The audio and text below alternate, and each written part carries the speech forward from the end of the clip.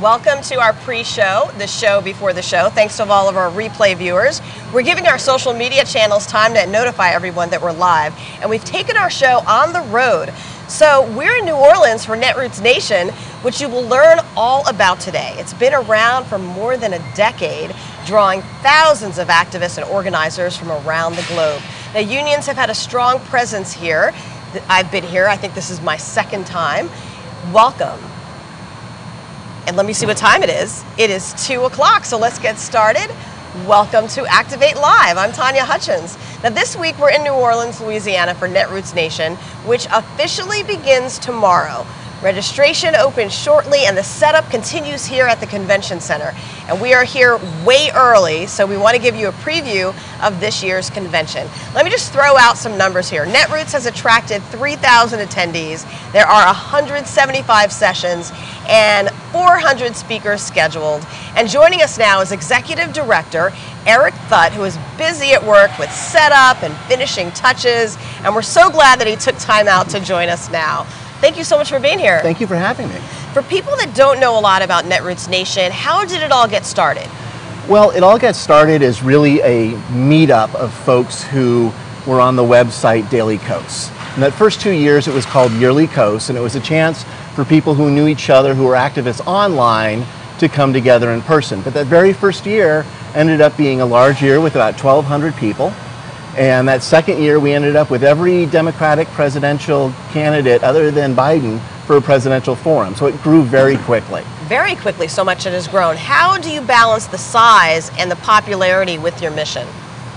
Well, I think we could be bigger if we were in DC every year, for example. But we like to move it around. We want to go. It's important to us to involve local folks.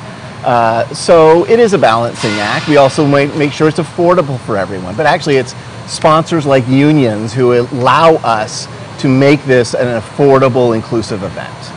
Now we have the midterm elections coming up, and I notice you have a lot of presenters and speakers who will be talking about getting out the vote. Talk a little bit about that and why you wanted to include activists. Sure, and for us it's more important than just getting out the vote. I mean, every party of every size has been talking about getting out the vote forever. And for a lot of elections on the Democratic side, it's been focused about getting out the vote of people of color and of young folks forever as a way to win. Well, we want to focus on more than just that. We want to focus on getting folks involved. We believe that there is a new American majority out there, that we can win elections for progressives today with the numbers we have. We don't need to do anything else but actually be honest to ourselves, to our values, and come out with our policies that are for those folks. 67% of our speakers are people of color. That's great. This year. And so you can't really talk about being underrepresented in Netroots, right, because we can always do better. Yeah. To me, someone once asked me how much is enough, and to paraphrase Ruth Bader Ginsburg when she was asked how many women was enough, and she said 9, I would say 100% would be enough. You know, that would be really an ideal. Because we believe that the way forward, the way to win, is to use local folks and local organizations to do the work on the ground. And national organizations, we just need to go in and say, what do you need from us? Now you have something for everyone here, and you have 2 pre-conferences going on today. Tell Correct. us a little bit about those. We actually have 4 meetings going on today. So 2 of the pre-conferences that are issue-focused are Ms. Foundation and Emily's List are putting on a pre-conference focused on women, women's issue, and specifically women running for office. And then Net Connect is putting on a conference focused on LGBTQ issues. And they've been doing that for years, as the women's one. So it's a day-long pre-conference on Wednesday focused on a singular issue. So they can really get in and dive down deep on some of the issues around those groups. We also have the PCCC is here doing a candidate training, and Kairos is up there doing a training as well. The training must be so important because we have more and more regular people, teachers and social workers and just regular people who want to make a difference and run for office. So that must help so much. It does. And even during the regular conventions, trainings are one of our most popular topics. This year, we're going to have over 70 trainings. So that is up from just 40 trainings only 2 years ago. And these trainings are given by experts in their field who volunteer their time, put together these fantastic trainings. And it's everything from beginner training on how to run to office to advanced training on how to do an A/B test on your email list to see which message is delivering better.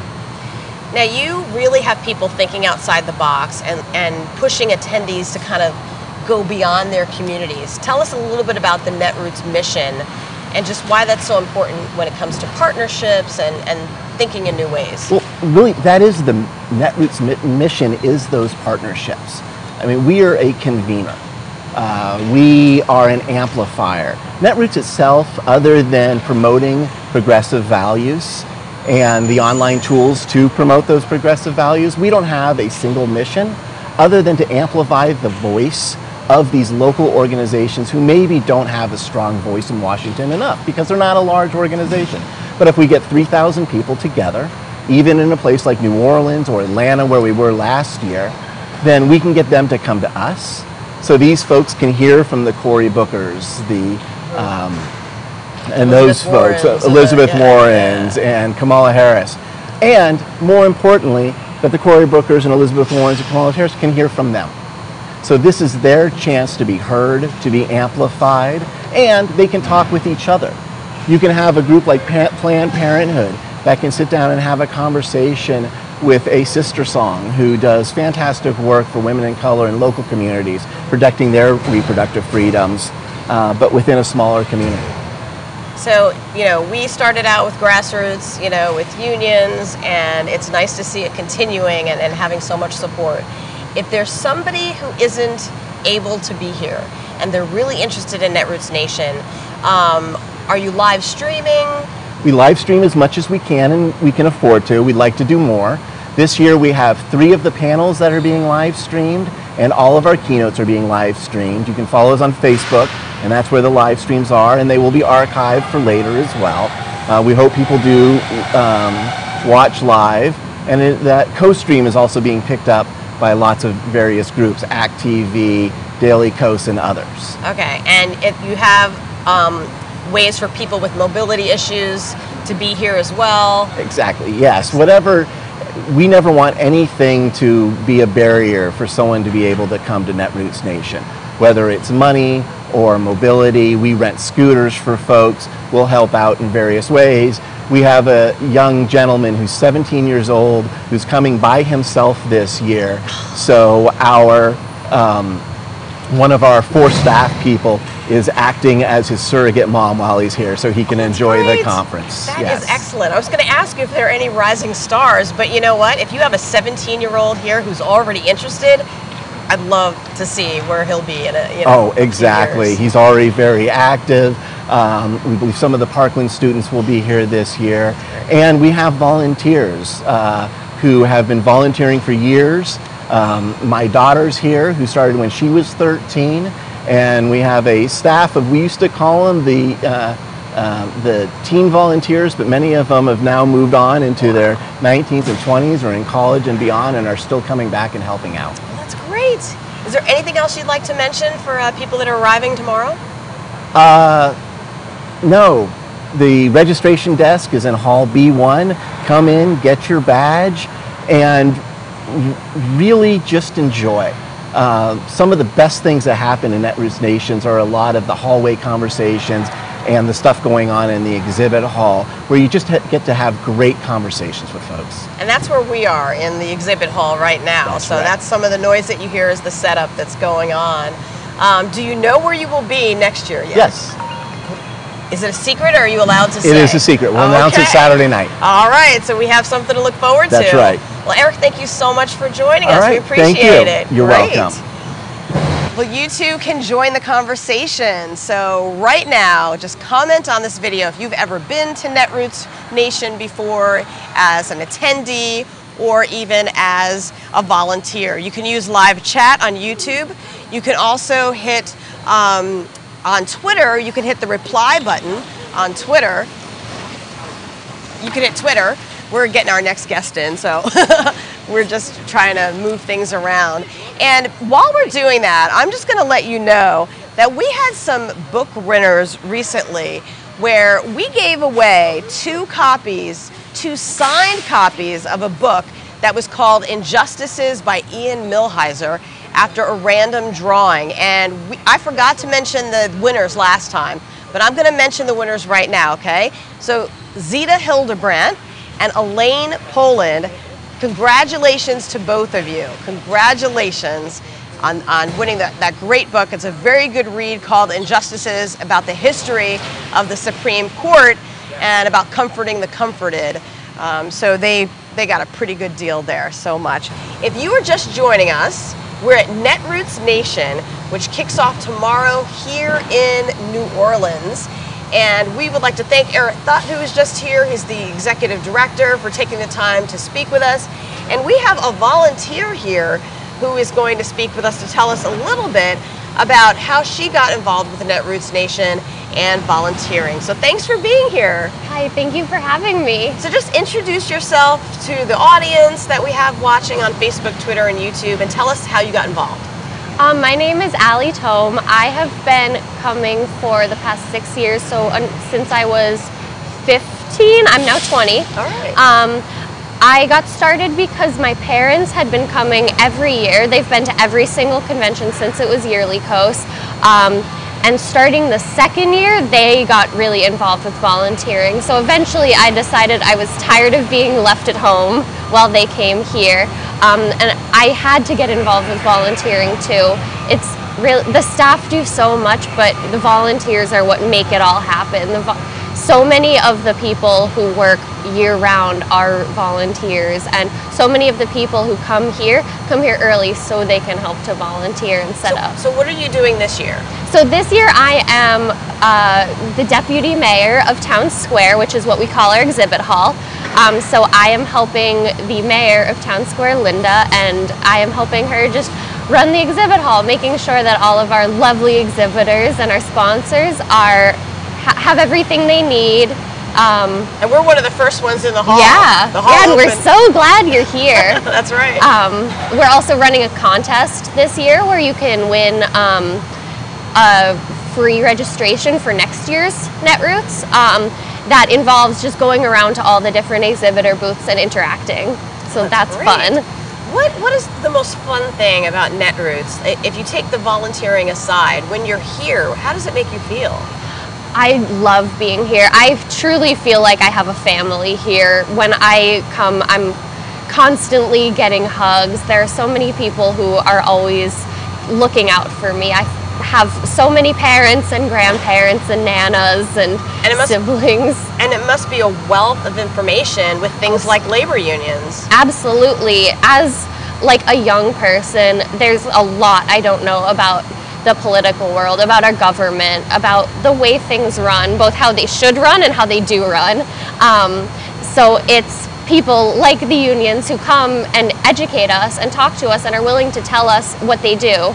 And that's so important. I love learning about all the different people who make our world work. Yeah, I mean, you're entering the workforce, or you're already in the workforce, and we want to make sure that you have workers' rights and a way to enforce those rights.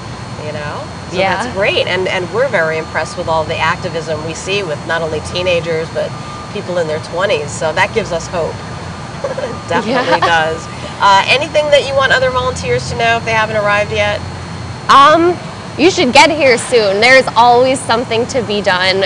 Volunteering is so much fun, between helping people get registered and get their badges, helping them find their way around the hall, even setting up the swag bags that everyone gets filled with gifts and goodies from our sponsors. It's so much fun. Volunteering isn't a job, it's a privilege.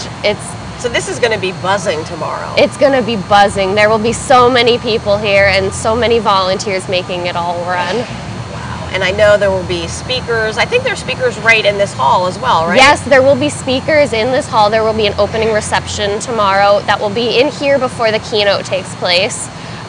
So there are not only activities all over, but even in here.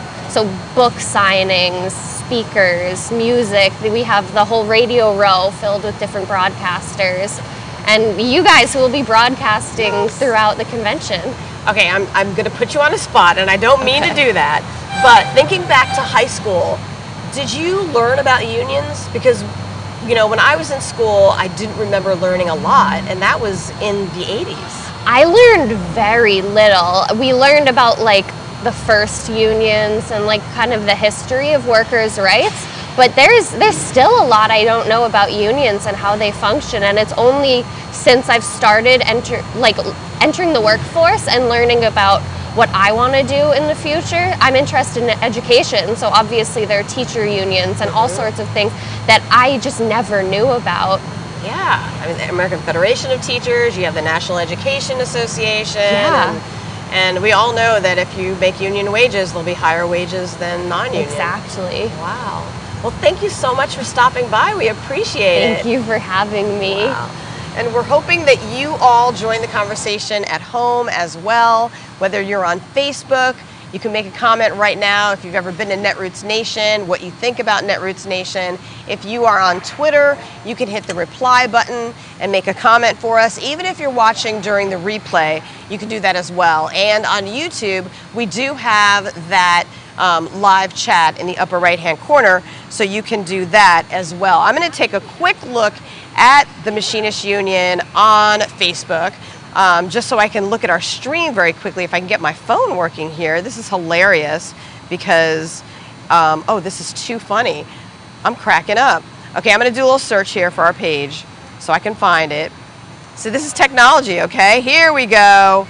It popped up immediately. So we have Tony Walter, Rich Luciani, Ramon Garcia is saying howdy from Southern Territory.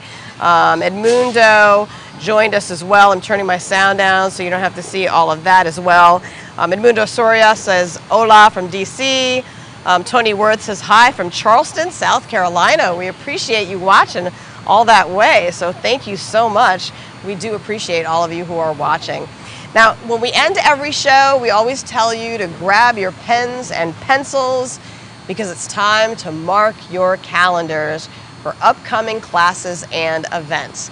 So we've been saying this for a while, but we don't want you to miss it. Registrations are due this month for classes in September and October. So take a look at this list here. Registrations are due for EAP 1, for Veterans Services Program, for Advanced Women's Program, also for Intermediate Web Development. And if you need more information, you can go to the website, which is wimpisinger.iamaw.org. That's wimpisinger.iamaw.org if you want any more information.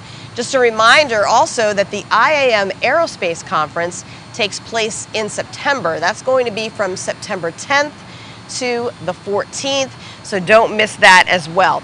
The other events that are happening, August 6th to the 12th is the APRI National Conference in Phoenix. August 8th to the 11th is the LACLA Convention in San Juan, Puerto Rico. We will have a live report from there. Also APRI, Jim Price will give us a live report from Phoenix. August 12th to the 17th is the IAM Safety and Health Conference in Hollywood, Maryland. That is very important, and one of the most important things about unions is safety and health, making sure that no one is being injured or dying on the job. August 23rd to the 25th is the Pride at Work Convention in Phoenix.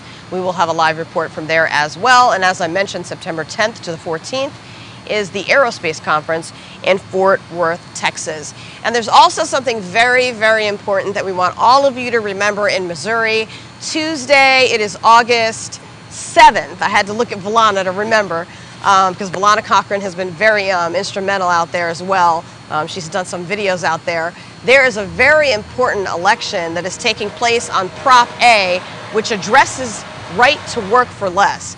So Prop A is going to let the voters decide whether they want right to work for less or not. We are saying to vote no on Prop A because we want everyone to be able to make livable wages. So we have machinist union members out in Missouri that are working very hard day and night. They're knocking on doors, they're phone banking, and they're trying to make sure that we get as many people out there to vote as well, because we want to make sure that, you know, everyone in Missouri, you're voting for you and you're not voting for corporations. You know, we want to make sure that we have fair treatment on the job and that we can make wages that we can actually live on and have good benefits. So if you're in Missouri, get out and vote. Vote no on Prop A. And we'd like to thank all of the machinist union members who are out there working so hard you know, even after they work all day, they go out and phone bank or they knock on doors. So we really do appreciate it. That is hard work out there. And we are going to keep you up to date on what's happening, not only here in New Orleans, especially when it comes to organized labor and protecting workers' rights. Netroots Nation also has a live stream for those of you that want to follow along if you couldn't be here in New Orleans. And next week, Communications Representative Delane Adams is going to be hosting from our Maryland headquarters, and we'll have live reports from the APRI conference and the LACLA convention. So we thank you so much. I'm going to look around and say, did I forget anything? Joe, Woody, Valana, okay. So we're going to say goodbye for now, but we will have some more live reports here from Netroots Nation in New Orleans. Thank you so much for watching. Don't forget to comment and let us know what you think, especially about Prop A in Missouri and about Netroots Nation here in New Orleans. So we will see you probably before next week. We'll see you in the next 2 days. We'll give you some live reports here from Netroots Nation. Take care.